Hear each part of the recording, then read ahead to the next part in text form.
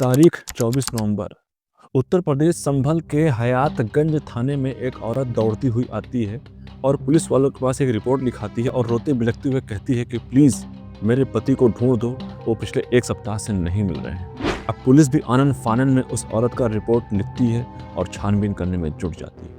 अब संभल की गलियों में सन्नाटा तो अक्सर होता ही है, लेकिन उस रात की खामोशी के पीछे एक ऐसी खौफनाक, एक ऐसी चीख दफन थी जिसे सुनकर आपके पैरों तले जमीन खिसक जाएगी। Well, my name is Gaurav, or you are watching the Gaurav Ground Reality. And today we're gonna try to solve Rahul murder case.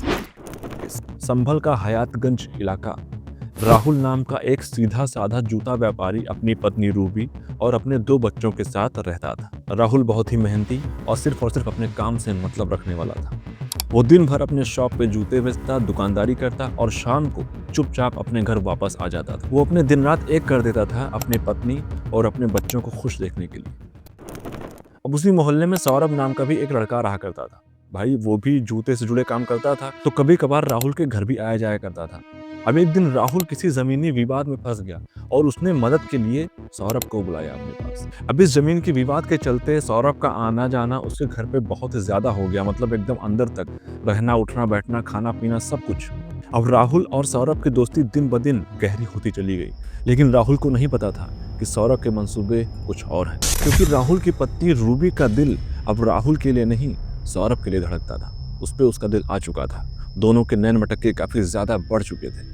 अब इन दोनों का प्रेम इतना ज्यादा हावी हो चुका था कि राहुल के न रहते भी सौरभ का आना जाना उसके घर लगातार लगा रहता था। इनफैक्ट कई बार राहुल के न रहने पर सौरभ उसके घर भी रुक जाया करता था। अब राहुल ने कई बार रूबी को चुपके से बातें करते हुए और बहुत ज्यादा चुपके से हंसते हुए देखा, लेकिन बहुत ज्यादा ध्यान उसने नहीं दिया। अब यहाँ पे राहुल को रूबी और सौरभ के रिश्ते की काफी अच्छे से भनक लग चुकी थी। आए दिन घर में झगड़े होते थे।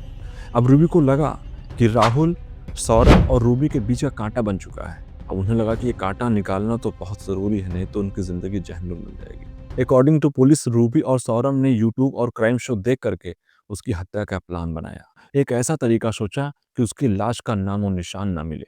उन्होंने मार्बल काटने वाली ग्राइंडर मशीन और कुछ तेज धारदार हथियार खरीदे। तारीख 22 नवंबर, जब राहुल गहरी नींद में सो रहा था, तब रूबी ने चुपके से घर का मेन डोर खोल दिया, जिससे सौरभ अंदर आ गया। दोनों ने मिलकर पहले राहुल का गला घोंटा और जब उसकी सांसें थम गई तब शुरू हुआ हैवानियत का असली खेल। बाथरूम में ले जाकर ग्राइंडर मशीन को ऑन किया और उसके शरीर के 19 टुकड़े कर दिए। खून की हर एक बूंद को पानी से अच्छे से साफ किया गया और उसके टुकड़ों को पॉलिथीन में भर के कुछ गंगा नदी में और कुछ वहां के नालों में फेंक दिया गया। और अगले 2 दिनों तक उसकी बॉडी को इधर उधर फेंकने का सिलसिला चलता रहा। सौरभ को लगा कि उन्होंने परफेक्ट मर्डर कर दिया है। फिर रूबी 24 तारीख को गई वहां पे रिपोर्ट लिखाने के लिए कि उसका पति गुमशुदा है, उसको ढूंढ के लाया जाए। अब पुलिस अपनी छानबीन करती हुई इनके घर भी पहुंची। फॉरेंसिक वालों ने जांच का अपना जाल बिछाया और बाथरूम में टाइल्स के बीच में खून की छींटें फंसी देखी। कमरे में रखा एक आयरन जिसपे उसकी खून की छींटें थीं। फोरेंसिक लैब ने जब उसे चेक किया तो राहुल का ब्लड और वो ब्लड मैच कर गया। तब पुलिस का शक एकदम यकीन में बदल गया कि हो ना हो राहुल के साथ इसी घर में कुछ ना कुछ जरूर हुआ है। और तभी पुलिस की नजर रूबी के बगल में खड़ी उसकी 12 साल की बेटी पे गई, जो कि बहुत घबराई हुई नजरों से अपनी माँ को देख रही थी। जब वहां की एक महिला कांस्टेबल ने उसको अपनी गोद में उठाया और एक चॉकलेट दिया, तो उसने फुसफुसा के डर के मारे सारी कहानी कह सुनाई और मुझे भी डराया है कि अगर तुमने ये बात किसी को बताई तो हम तुम्हें भी ऐसे काट डालेंगे। मतलब सोचिए कि इस रिश्ते पे कैसे कोई शक कर सकता है कि एक भाई एक बहन का इस रिश्ते का मतलब ऐसा परिणाम निकलेगा।